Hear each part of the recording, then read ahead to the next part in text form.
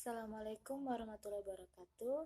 Untuk pertemuan hari ini, kita akan membahas materi mengenai sejarah dan pemikiran akuntansi syariah. Yang pertama, perkembangan awal akuntansi.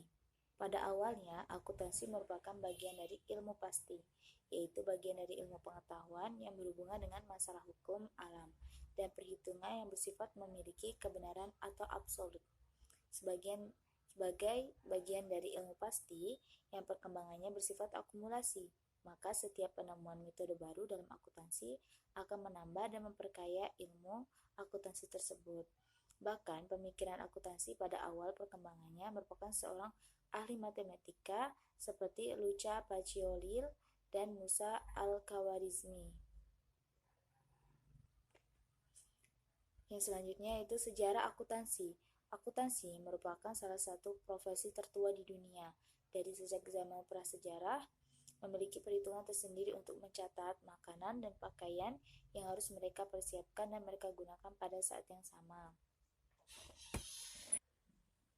Bukti tentang pencatatan tersebut dapat ditemukan sejak zaman kerajaan Babilonia, yaitu di zaman Firaun Mesir, dan kode-kode Hammurabi di tahun 250 sebelum Masehi, sebagaimana ditemukan adanya kepingan pencatatan akuntansi di Ebla, Syariah Utara. Kondisi yang sangat penting yang dapat mendorong perkembangannya akuntansi adalah pertumbuhan perdagangan yang berpusat di sekitar kota Italia pada abad pertengahan. Hal ini dimulai pada tahun 1494 pada saat Luca, yaitu seorang ahli matematika, menerbitkan buku ilmiah yang berjudul Summa de Arithmetica Geometrica Proportioni et Proportionalita. Dalam salah satu subbabnya berisikan tentang cara-cara pembukuan menurut catatan berpasangan. Setelah dilakukan penelitian lebih lanjut, ditemukan bahwa akuntansi telah ditemukan sejak abad ke-19 Masehi. Pembukuan secara berpasangan atau sekarang dikenal dengan double entry system, yaitu debit kredit, yang merupakan dasar ilmu akuntansi. Ilmu akuntansi sendiri telah berkembang pesat di daerah Eropa, disebut dengan sistem tata buku kontinental. Akuntansi sendiri berkembang di Indonesia dibawa oleh masa kolonial Belanda, tepatnya pada tahun 1842, ketika Gubernur Belanda dari Hindia Belanda mengeluarkan peraturan tentang penerimaan kas, piutang, anggaran untuk dan pengiriman kapal ke Jakarta atau zaman dulunya disebut Batavia dicatat di dalam jurnal. Selanjutnya, perkembangan akuntansi syariah.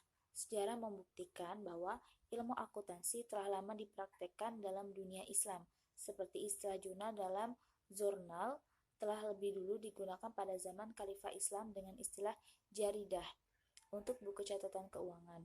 Begitu juga dengan double entry yang ditulis oleh Luca Pacioli, dapat kita saksikan dari sejarah bahwa ternyata Islam lebih dahulu mengenal sistem akuntansi, karena Al-Quran telah diturunkan pada tahun 610 Masehi, yakni 800 tahun lebih dahulu dari Luca Pacioli yang menerbitkan bukunya pada tahun 1494. Perkembangan perbankan syariah di Indonesia dan dunia. Akuntansi syariah pertama kali diterapkan itu di perbankan Islam pertama kali muncul di Mesir tanpa menggunakan embel-embel Islam karena adanya kekhawatiran rezim yang berkuasa saat itu akan melihatnya sebagai gerakan fundamentalis. Perintisnya adalah Ahmad El-Najjar. Sistem pertama yang dikembangkan adalah mengambil bentuk sebuah bank simpanan. Perkembangan bank Islam ini telah menarik minat bank-bank konvensional untuk menawarkan produk syariah.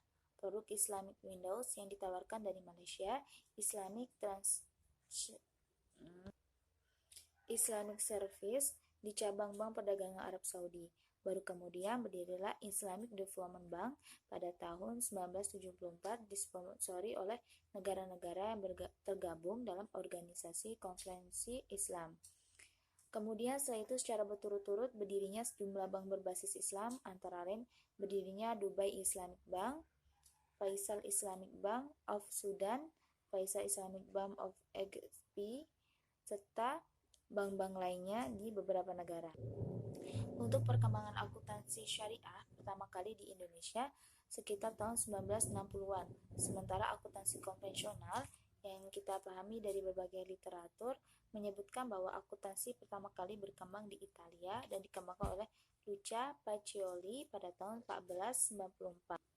Pemahaman akan hal itu sudah mendarah daging sejak dulu, maka ketika banyak ahli yang mengemukakan pendapat bahwa akuntansi sebenarnya telah berkembang jauh sebelumnya dan dimulai di Arab, akan sulit diterima oleh masyarakat.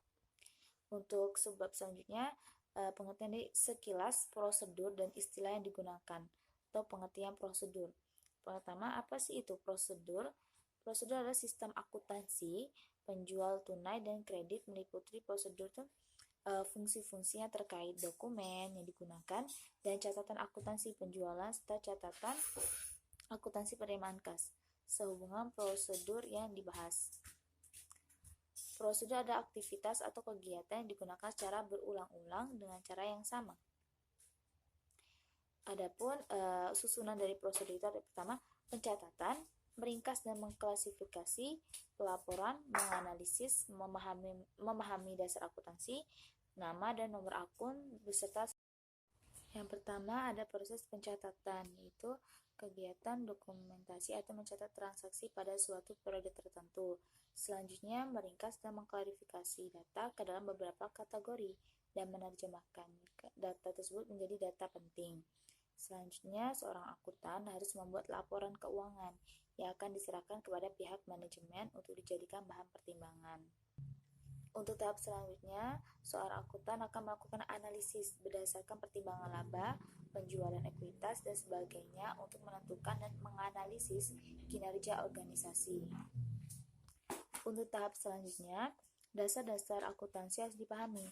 Dasar-dasar akuntansi meliputi debit, kredit, penjurnalan, pempostingan jurnal ke buku besar, membuat neraca saldo atau neraca percobaan, dan menyajikan laporan-laporan keuangan. Untuk tahap selanjutnya, ada namanya nama dan nomor akun beserta saldo normalnya. Seorang akuntan harus memahami apa itu akun. Akun adalah elemen penting dalam pencatatan. Akun sendiri berfungsi sebagai formulir untuk mencatat transaksi. Ada dua jenis akun, yang pertama ada akun real dan akun normal. Akun real yaitu akun yang dicatat pada neraca meliputi harta atau aset, kewajiban, dan juga modal. Sub selanjutnya yaitu hubungan antara akuntansi modern dan akuntansi syariah. Perkembangan ilmu pengetahuan termasuk sistem pencatatan pada zaman dinasti Abbasiyah sudah sedemikian maju, sementara pada kurun waktu yang hampir bersamaan, Eropa masih berada dalam periode The Dark Age. Dari sini kita dapat melihat hubungan antara Luca Pacioli dan akuntansi syariah. Luca, sebagaimana seorang ilmuwan sekaligus juga seorang pelajar di Universitas Italia, untuk itu beliau telah banyak membaca buku termasuk buku yang telah diterjemahkan. Hal ini dibuktikan sejak tahun 1202 Masehi, buku-buku ilmuwan Arab telah banyak diterjemahkan ke negara Eropa seperti yang dilakukan oleh Fibonacci of Pisa.